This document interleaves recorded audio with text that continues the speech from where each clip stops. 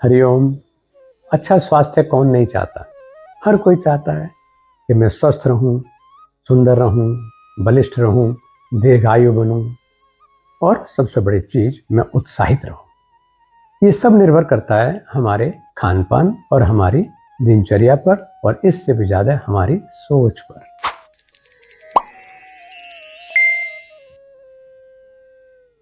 अच्छे स्वास्थ्य का आधार होता है अच्छा आहार, लेकिन इससे भी ज्यादा अच्छे स्वास्थ्य का आधार होता है अच्छा पाचन।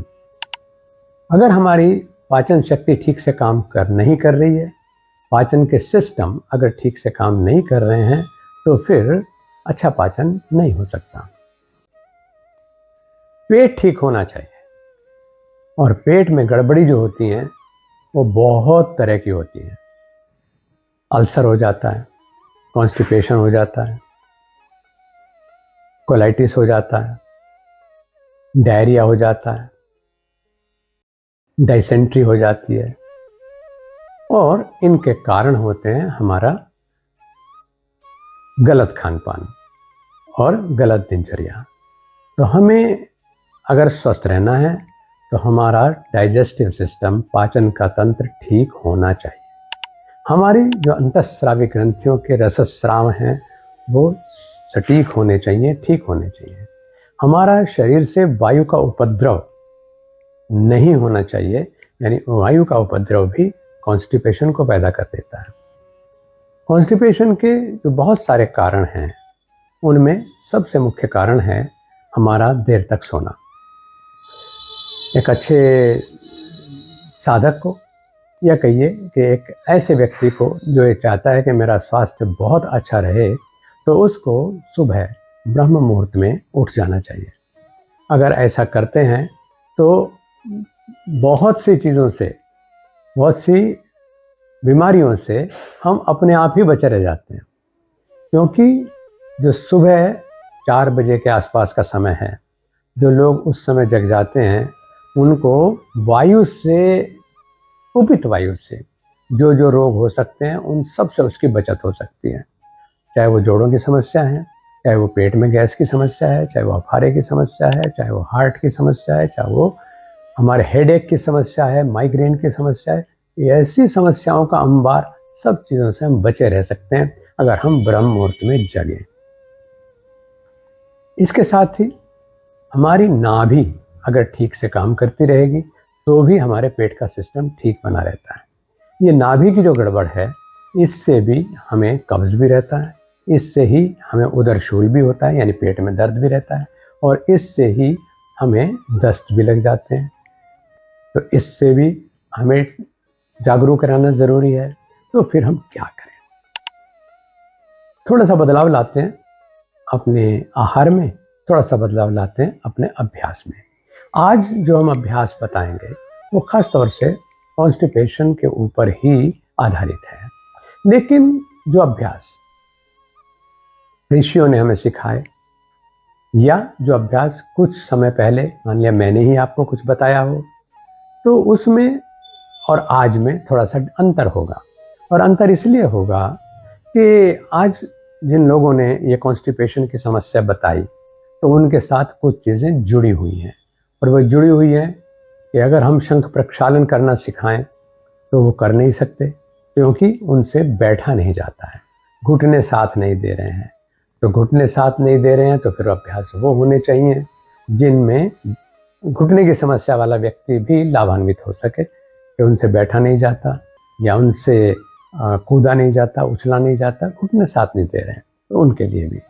तो आज जो अभ्यास है उसमें हम इस तरह की क्रियाएं लेंगे जिन्हें घुटने की समस्या से पीड़ित व्यक्ति भी कर सकें, जिनसे जो ओबेसिटी वाले हैं वो भी कर सकें।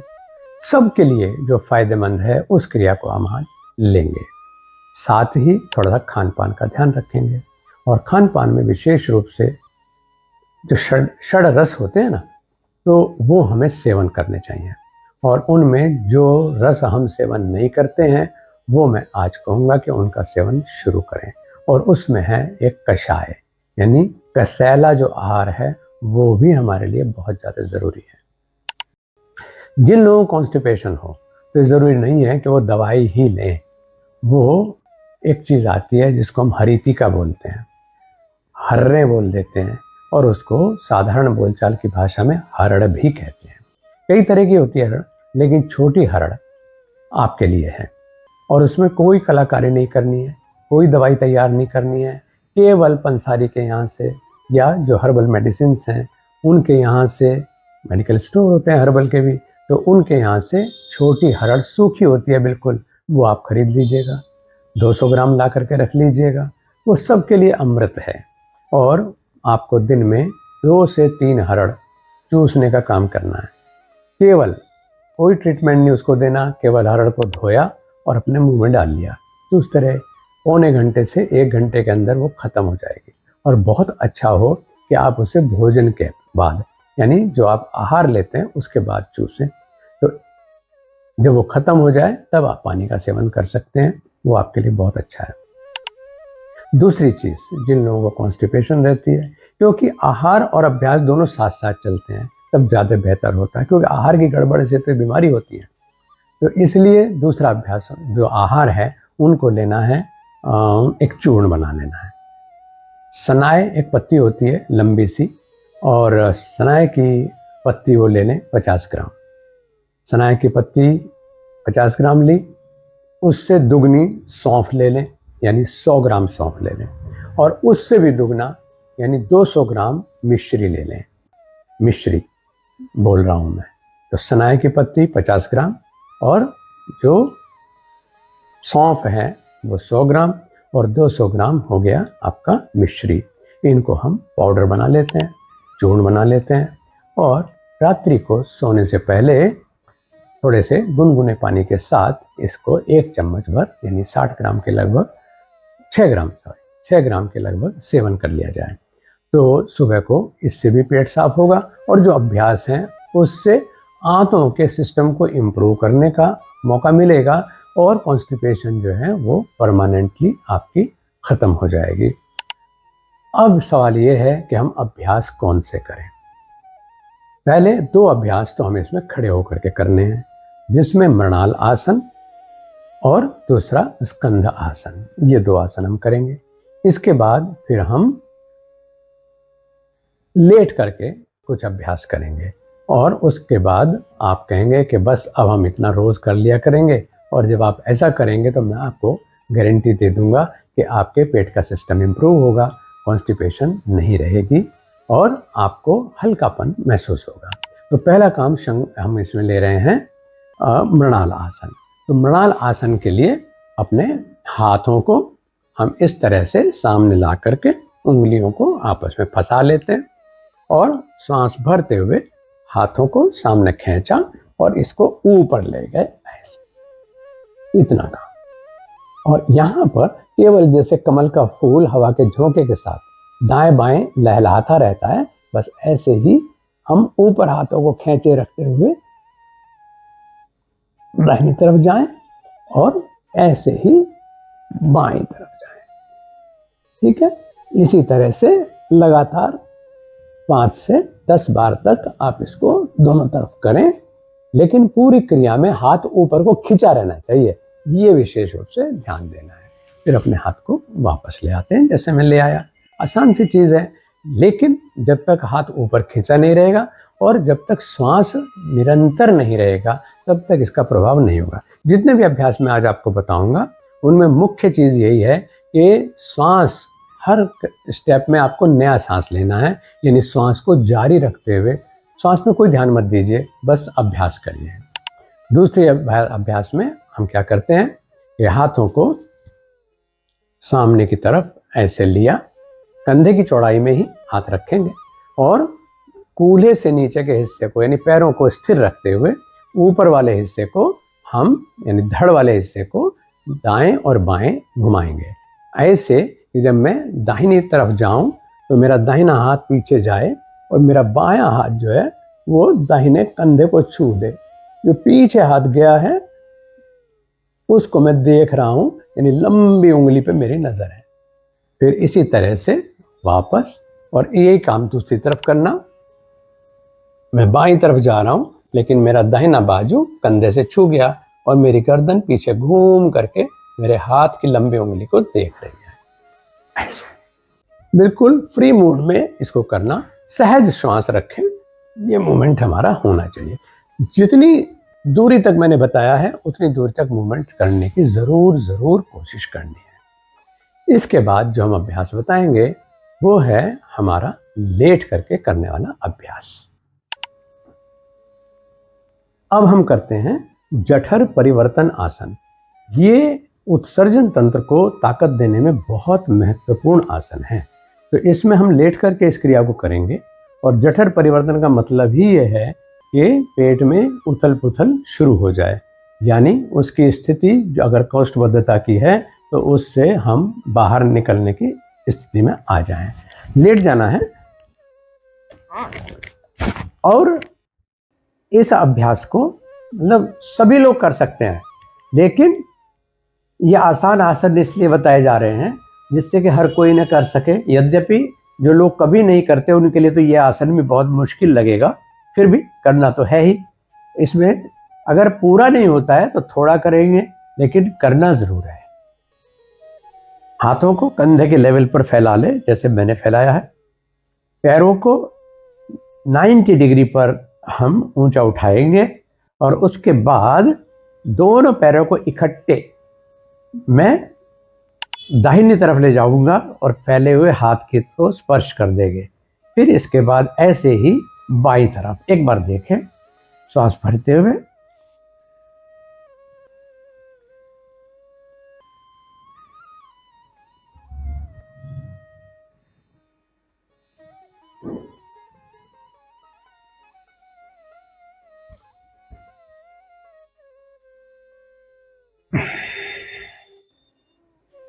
इसी प्रकार दूसरी तरफ।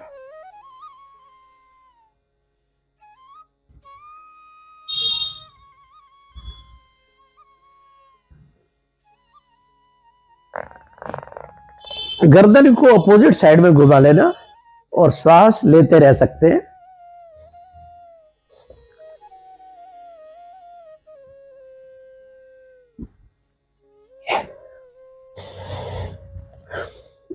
इस अभ्यास को भी 5 से 10 बार तक दोहराने का अभ्यास हमें करना चाहिए।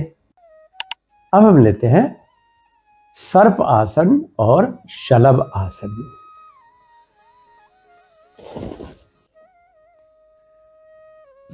पेट केवल हो जाते हैं,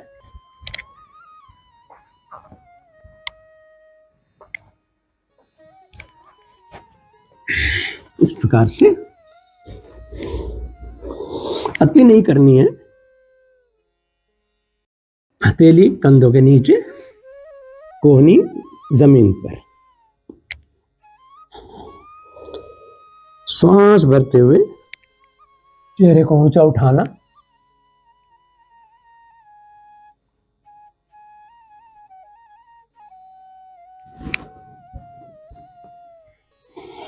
वापस। इसमें ऊपर जब हम सांस भरते हुए उठे हैं तो ऊपर रुकी हुई अवस्था में श्वास जारी रखना चाहिए, खासतौर से कॉन्स्टिपेशन के अभ्यास में। यानी निरंतर श्वास चलता रहेगा। श्वास को कुंभक करके रोकना या बाह्य कुंभक करके रोकना जरूरी नहीं है।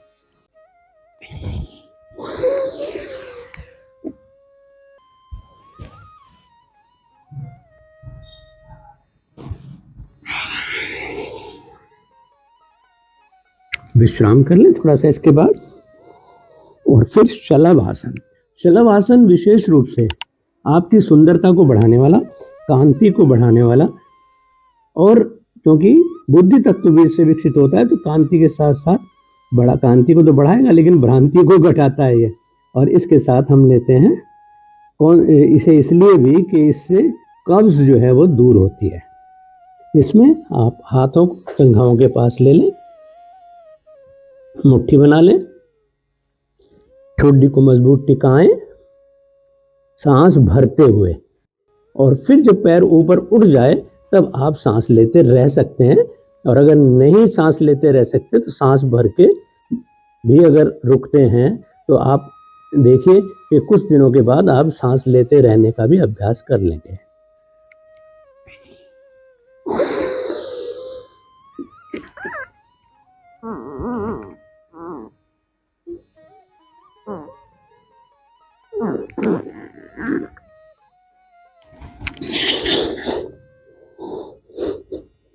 और अंत में लेते हैं हम प्राणायाम। प्राणायाम में विशेष रूप से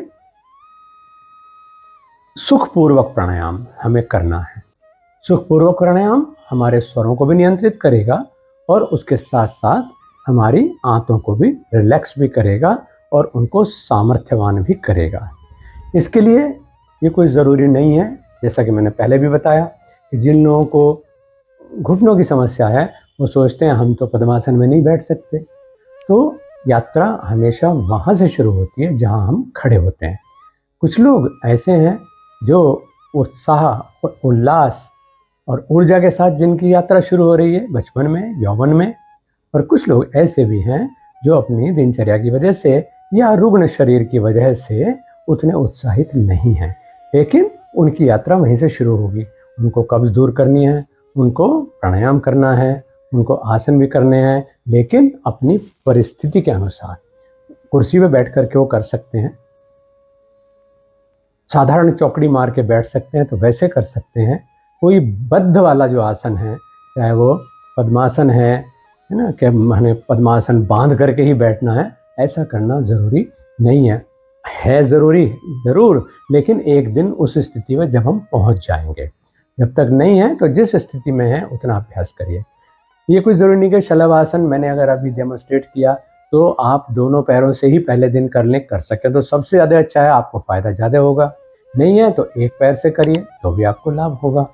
सर्पासन आप कमर की या स्पॉन्डिलाइटिस की प्रॉब्लम की वजह से पूरा नहीं उठ सकते हैं तो कोई बात नहीं, थोड़ा उठिए। और अगर उतना भी स्पॉन्डिलाइटिस बढ़ी हुई है, नहीं उठ सकते, तो फिर ठुड्डी के नीचे अपने हाथ लगा करके ऐसे उठिए। यानी करना तो पड़ेगा, और कर्म किए बिना हम उसका परिणाम नहीं भुगत सकते हैं। गलत कर्म करेंगे तो गलत परिणाम मिला है, कंस्टिपेशन हो गया, पेट गड़बड़ हो गया, पाचन ठीक नहीं है, और ऐसे ही जब सही काम करेंगे तो सही परिणाम भी होगा। तो ऐसे में आपको सुखपूर्वक आसन में बैठ करके बता रहा हूँ, ऐसे सुखासन में बैठ करके आप करिए। और उसमें भी कोई ज़रूरी नहीं है कि आप मूल बंध लगा करके रखें, पेट को बिल्कुल ढीला रख करके आप इस अभ्यास को करिएगा। स्पेशली वो लोग जिनको कॉन्स्टिपेशन की प्रॉब्लम है, मैं उनको बंध के साथ अभ्यास करना सलाह नहीं देता हूँ।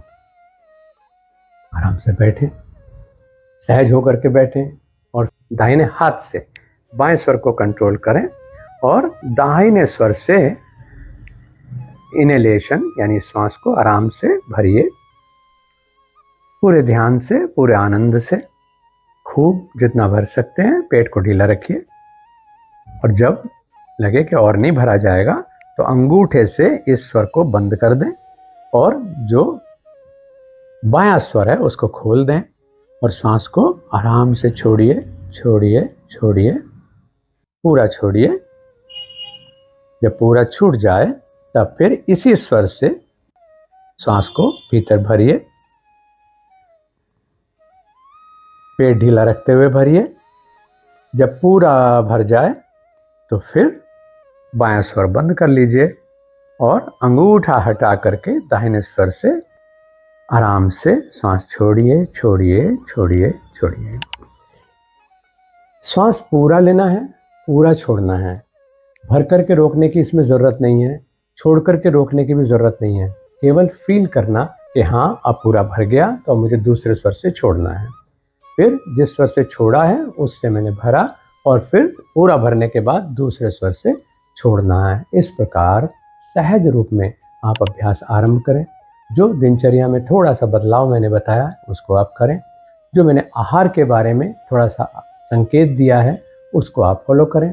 दिन में पानी कम से कम, अब सर्दी शुरू हो गई है तो भी 4 लीटर के लगभग पानी तो पीना ही चाहिए, तो वो आपके लिए बहुत बहुत सहयोगी होगा। और बस कॉन्स्टिपेशन का निराकरण करिए और स्वस्थ हो करके योगाभ्यास की ओर प्रवृत्त होइए। केवल कॉन्स्टिपेशन के निवारण के लिए योगाभ्यास किया फिर छोड़ दिया तो ये मज़ा नहीं आएगा, सिस्टम फिर खराब होगा।